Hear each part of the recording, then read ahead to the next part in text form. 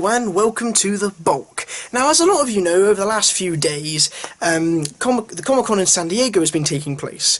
Now, any of you who are up with in the nerdy community or have any sort of connection to anything like in pop culture or anything will probably know that Comic-con in Sandiego is when a lot of the companies come out and show off their new pop culture related products, toys, games, TV shows, films, and also use it as an opportunity to sort of announce things and sort of tease what they're coming up in the future.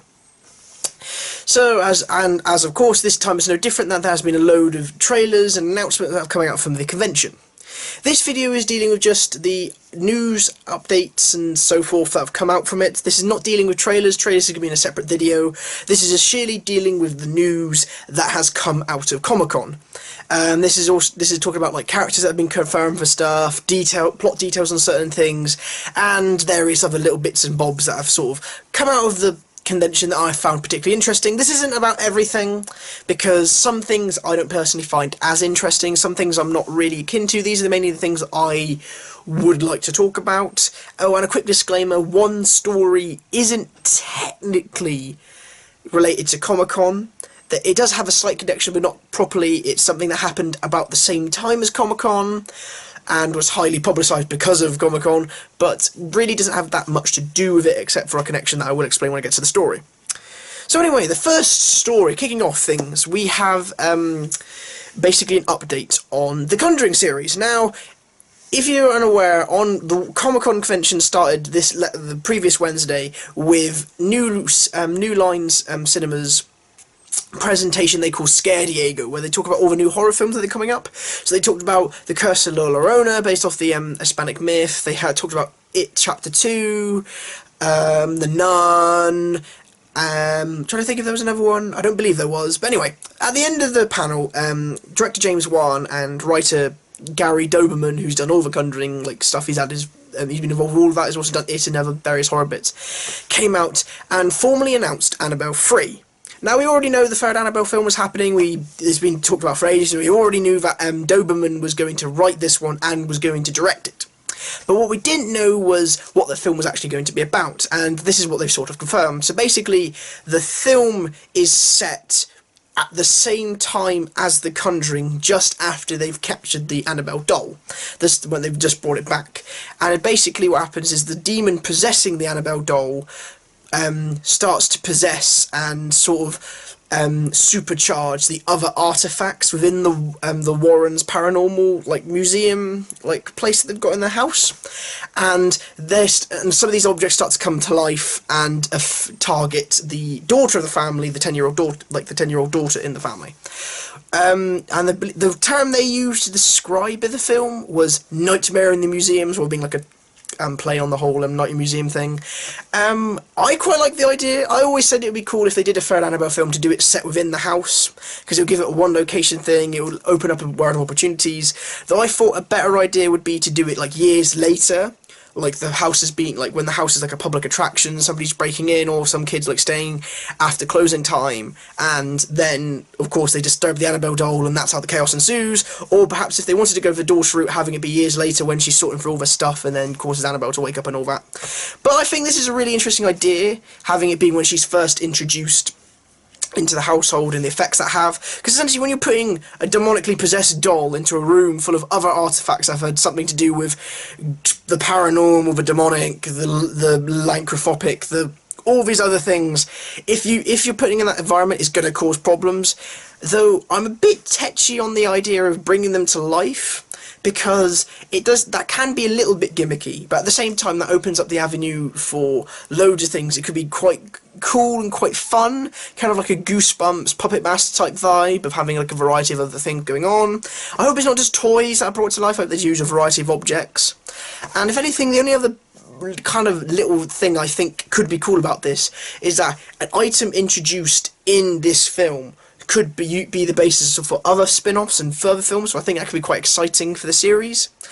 Though I would say I would be more interested in items based off actual Warren's case files rather than ones that are sort of original, but at the same time I don't really mind. I think the idea is quite cool. I know a lot of people aren't a big fan of the Annabelle series, and as you remember from my review, I said I wouldn't particularly be fond of having another one because I think that the second one did just enough to redeem the series, and that was enough to leave it at that. But if this works, it works. I mean, we've still got loads more going on in the Conjuring series, so I'll be interested to see where it goes.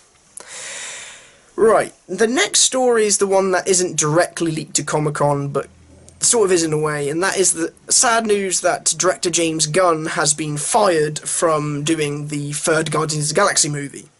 This was over an article that was published recently, bringing back to light some old tweets he made, which were basically jokes of a rather offensive and off-putting nature to do with really taboo subjects such as race and rape, more specifically being the problem, and some of the comments he made were quite vulgar.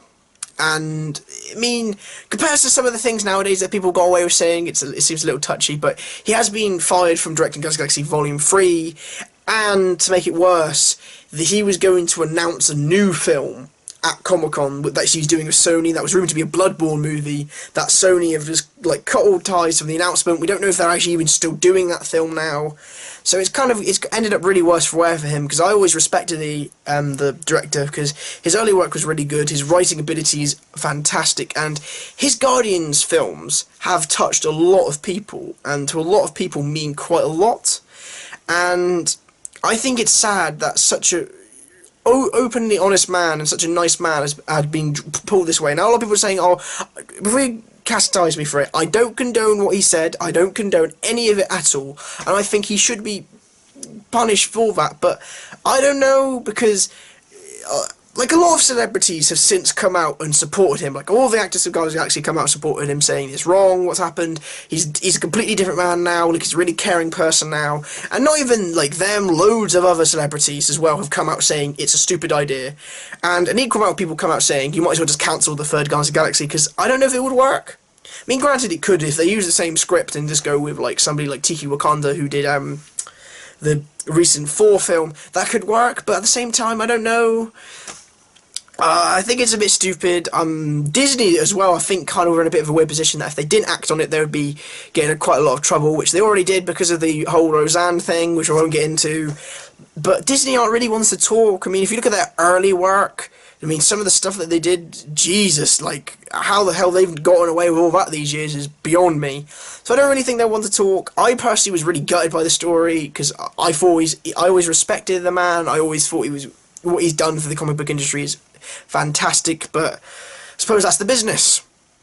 On a bit of a more upbeat note, the next story is to do with DC Animation's like new lineup of films. They came out and said what the next things they're going to be doing for next year, and the lineup consists of Reign of Superman, which is like the sequel to the Death of Superman thing they're just doing, which we already knew was going to happen. They announced the Justice League versus the Fatal Five, which is basically like this really powerful sci-fi group, and they also announced a new Wonder Woman animated thing. But the big story was that continuing what they normally do, they're going to be adapting a very classic Batman story. Now, they've done The Killing Joke to very mixed results. They did Gotham by Gaslight, which was really good. They've done The Dark Knight Returns really well, and Under the Red Hood really well.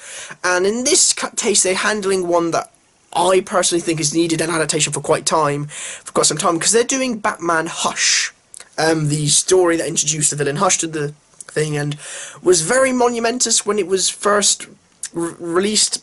Back in figures like 2000 it was first released, basically dealing with this new villain that's come out and organising all the other villains into a plot to get to Batman, and there's a lot of twists and turns of it, and it's a very hard storyline to do, but I think with the animation style that they have and the way that they structure their animated films, it could work quite well. We don't know anything else about it, we don't know who's in it, we don't know any of that stuff now, but I think it's really good that they're doing it. I think it's about bloody time that they did a fucking Hush film, to be honest. I mean, they've done all these other storylines, and they've kind of messed up some other things, so I think it's about time they did a classic storyline to sort of get things back on track. The next storyline now, if you don't know, DC TV had like their big panel as well, where they talked about the Supergirl, the Flash, Arrow, Legends of Tomorrow, Krypton. Gotham was also mentioned. I don't know if they had a proper panel or not. I think they did, but they didn't really show anything off apart from a bag. But basically, DC TV came out. They had trailers for all of their series, Gotham, Supergirl, the Flash, Arrow, Legend of Tomorrow, and they sort of showed off new things like Supergirl's new suit. They teased new plot lines, like they've announced like they kind of a trend of announcing the main villains of the new series. Like Flash has got Cicada, they've got like the Longbow Hunters for Arrow, and they've also got like some paranormal stuff going on for Legend of Tomorrow, which they haven't quite confirmed yet, but I think that's a good thing. And then Supergirl's kind of doing its own thing.